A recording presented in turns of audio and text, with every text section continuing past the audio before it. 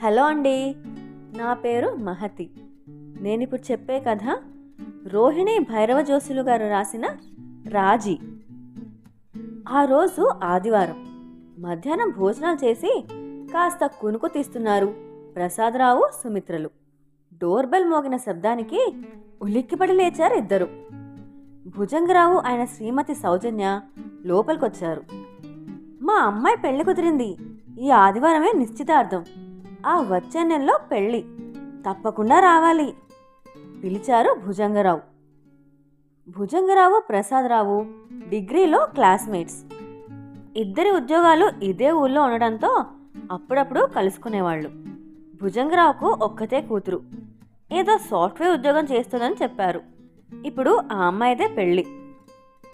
పెళ్లి కొడుకు ఏం చేస్తుంటాడు, కట్నం ఎంత ఇస్తున్నారు అంటూ ప్రశ్నల వర్షం కురిపించారు ప్రసాదరావు దంపతులు.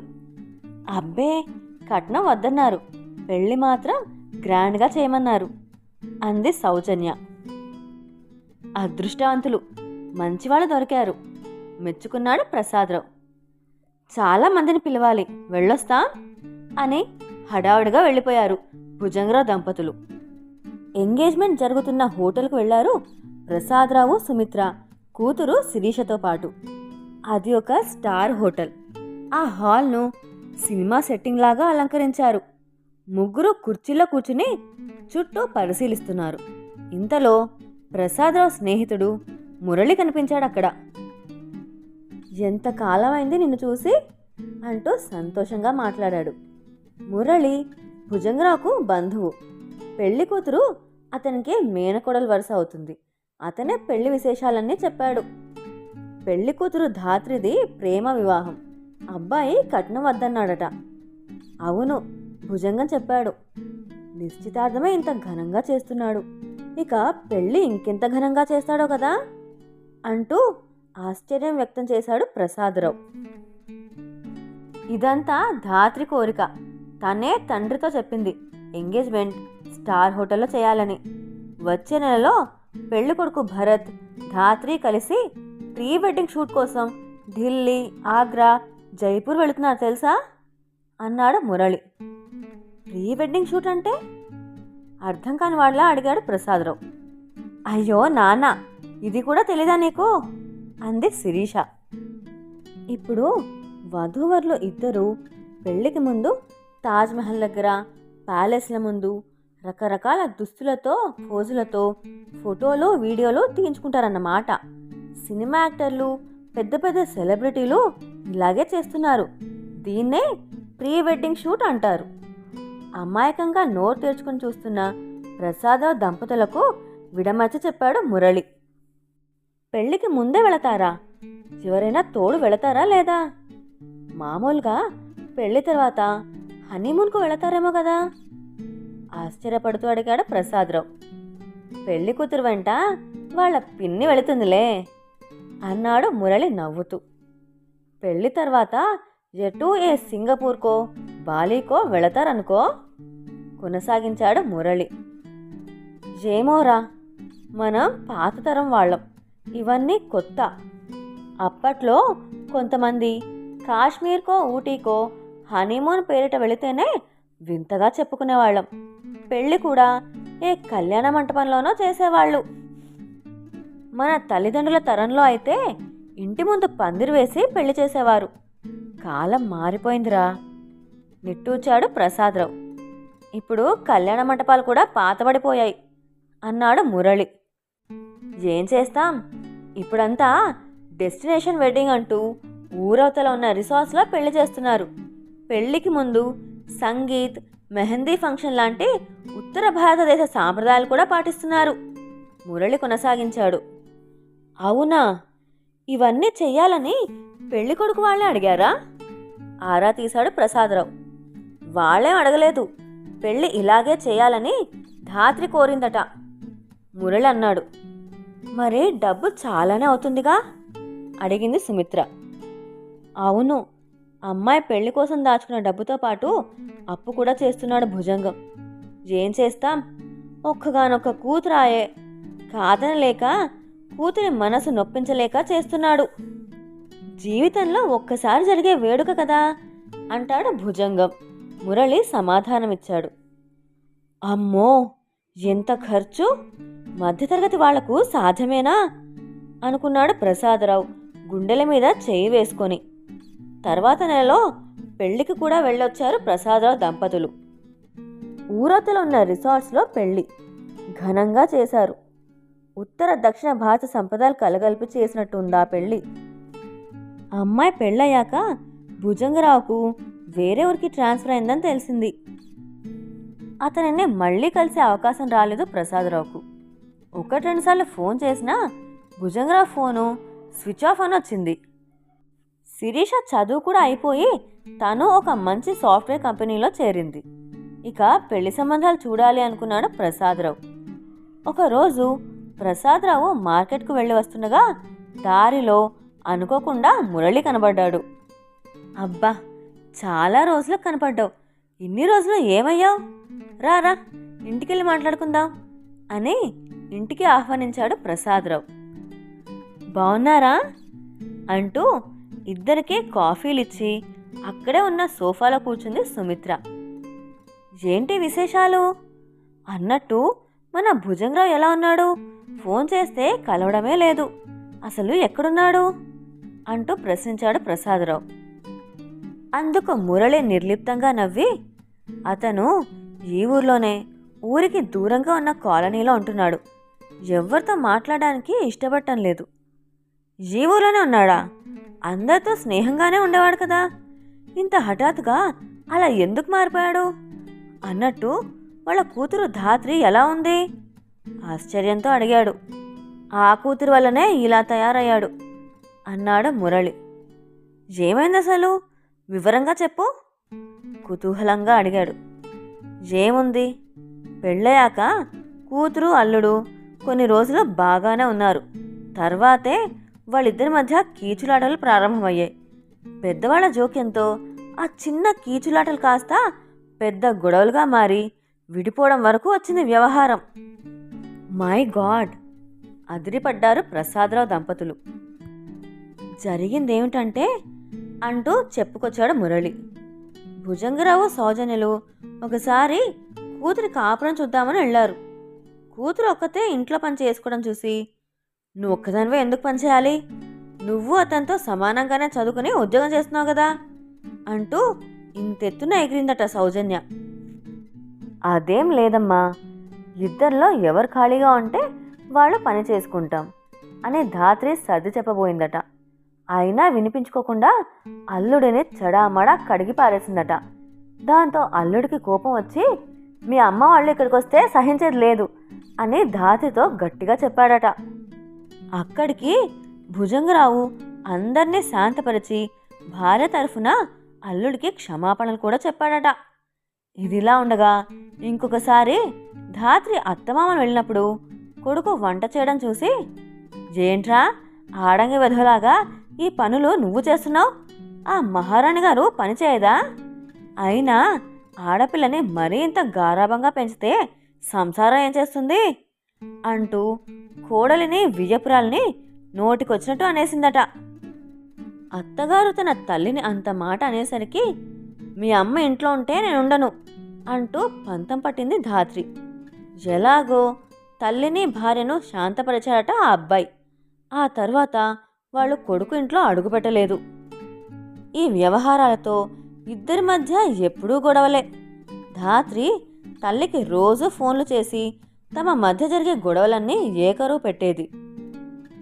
నువ్వు నీ జీతంలోంచి ₹1 కూడా ఇవ్వకు, ఇంటి బాధ్యత అతందే కదా అంటూ ఎగదోసేది ఆమె. మితిమీరిన గొడవలు జరిగినప్పుడు, ఇక అతనితో పడలేవు కానీ ఈ ఊరికి ట్రాన్స్ఫర్ చేయించుకో, విడాకులు ఇస్తానని బెదిరించు, దెబ్బకు దిగి వస్తాడు, అయినా నీకేం తక్కువ, ఇంకో పెళ్లి చేద్దాం అంటూ కూతుర్ని రెచ్చగొట్టేది. ఆ అమ్మాయి నిజంగానే విడాకులు ఇస్తానని బెదిరించేది. ఆ అబ్బాయి తల్లి కూడా తక్కువేం కాదు, ఇచ్చేయమని విడాకులు, మగపిల్లాడు, నీకేం తక్కువ, 6 నెలల్లో దీనికన్నా మంచి సంబంధం చూసి నీ పెళ్లి చేయకపోతే చూడు అంటూ ఛాలెంజ్ విసిరేది. ఇలా రోజు గొడవలతో విసిగిపోయి ఆ అబ్బాయి మందు తాగడం అలవాటు చేసుకున్నాడు. ఇది సహించలేక అమ్మాయి అమెరికాలో ఉద్యోగం ఎత్తుకుని వెళ్ళిపోయింది. ఇప్పుడు వాళ్ళ విడాకుల కేసు కోర్టులో ఉంది. అందుకే భుజంగరావు ఎవరితో మాట్లాడడానికి ఇష్టపడటం లేదు అంటూ జరిగిందంతా చెప్పాడు మురళి. నోట మాట రానట్టు శిలా విగ్రహాల్లా ఉండిపోయారు ప్రసాదరావు సుమిత్రలు. అయ్యో, ఒక్కతే కూతురని ఎంత వైభవంగా పెళ్లి చేశాడు అన్నాడు ప్రసాదరావు. అవునరా, పెళ్ళి పెటాకులైంది, అప్పు మాత్రం మిగిలింది వాపోయాడు మురళి. ఎంత మంచివాళ్ళు, ఇలా మారిపోయారెందుకు ఆశ్చర్యపోతూ అడిగాడు ప్రసాదరావు.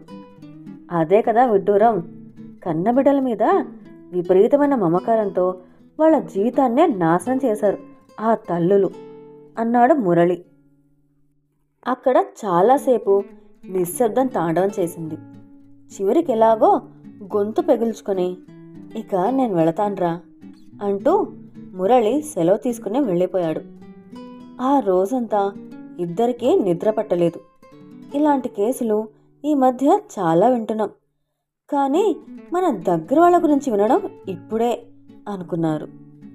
ఒకరోజు శిరీష తండ్రి దగ్గరకు వచ్చి, నేను మా ఆఫీస్లోనే పనిచేస్తున్న అబ్బాయిని పెళ్లి చేసుకుందాం అనుకుంటున్నాను అంది. అనుకున్నంత అయింది అని మనసులోనే నిట్టూర్చాడు ప్రసాదరావు. ఎవరమ్మా అబ్బాయి, వాళ్ళ అమ్మా నాన్నలకు కూడా ఇష్టమేనా అడిగాడు. ఆ అబ్బాయి పేరు ప్రశాంత్, మనవాళ్లే. అతను వాళ్ళ తల్లిదండ్రులకు మా ప్రేమ విషయం చెప్పాడట. వాళ్ళు ఒప్పుకున్నట్టే ఉంది. మీరొకసారి వెళ్ళి వాళ్ళని కలిసి మాట్లాడండి అంది శిరీష. ఓహో, సాంప్రదాయాలు తెలుసన్న మాట. అమ్మాయి తల్లిదండ్రులు అబ్బాయి ఇంటికి వెళ్ళి అడగాలని అన్నాడు. తల వంచుకుంది శిరీష. ఆ రోజే అబ్బాయి తండ్రితో మాట్లాడాడు ప్రసాదరావు. అనుకున్నట్టుగానే ఒక మంచి రోజు చూసి ప్రసాదరావు సుమిత్ర ప్రశాంత్ వాళ్ళ ఇంటికి వెళ్ళారు. వాళ్ళు బాగానే మాట్లాడారు. కట్న కానుకలు వద్దన్నారు. అమ్మాయి అబ్బాయి బాగుంటే చాలు అన్నారు. ఆ మాటలకు చాలా సంతోషపడ్డారు ప్రసాదరావు సుమిత్ర. వాళ్ళు పిల్లలతో కలిసి కొన్ని విషయాలు మాట్లాడాలనుకున్నారు. ఒక ఆదివారం ప్రశాంత్ను వాళ్ళ తల్లిదండ్రులను తమ ఇంటికి ఆహ్వానించారు ప్రసాదరావు దంపతులు. కాఫీ టిఫిన్లు అయ్యాక అందరూ హాల్లో సమావేశమయ్యారు. మాకు ఈ పెళ్లి ఇష్టమే, కానీ మీ పెళ్లి సింపుల్గా రిజిస్టర్ ఆఫీస్లో చేయాలని నిర్ణయించుకున్నాం అన్నాడు ప్రసాదరావు. అదిరిపడ్డారు శిరీష ప్రశాంత్లు. అదే నాన్న, నేను మీకు ఒక్కతే కూతునే కదా, అలా సింపుల్గా చేస్తే ఎలా? మా ఫ్రెండ్స్ అందరి పెళ్ళిళ్ళు ఎంత గ్రాండ్గా చేశారో తెలుసా? అంతెందుకు, మన ధాత్రి పెళ్ళి ఎంతో ఆర్భాటంగా చేశారని మీరు మెచ్చుకున్నారు కదా. మాకు కొన్ని కోరికలు ఉంటాయి కదా నాన్న. Engagement, pre wedding shoot, destination wedding ఇలా చేసుకోవాలని నేను ఎప్పుడో నిశ్చయించుకున్నాను. మీరేమో ఇలా అంటున్నారు. మనం మరీ అంత లేనివాళ్ళం కూడా కాదు కదా అంది ఆవేశంగా. ఈ మధ్య చూసిన పెళ్ళిళ్ళు ఎలా విఫలమవుతున్నాయో చూస్తున్నాం. అందుకు ఉదాహరణ భుజంగరావు అంకుల్ కూతురు ధాత్రి పెళ్ళి. పాపం, అతనికి పెళ్లికైన అప్పు ఇంకా తీరనే లేదు. అప్పుడే కూతురి కాపురం కూలిపోయింది. అందుకే ఈ ముందు జాగ్రత్త. మీ పెళ్లి కూడా అంత ఘనంగా చేయాలంటే మావి కొన్ని షరతులున్నాయి. అవన్నీ ఈ కాగితాల్లో టైప్ చేసున్నాయి, చూడండి అంటూ అక్కడున్న అందరికీ ఒక్కొక్కరికి ఒక్కొక్క కాపీ ఇచ్చాడు ప్రసాదరావు. ఆ కాపీలో ఉన్న షరతులు అందరూ చదివారు. ఆ షరతుల ప్రకారం శిరీష ప్రశాంతులు విడాకులన్న మాట వాళ్ళ జీవితంలో ఎత్తకూడదు. దంపతులన్నాక కీచులాటలు, దెబ్బలాటలు మామూలే. వాటిని వాళ్లే పరిష్కరించుకోవాలి.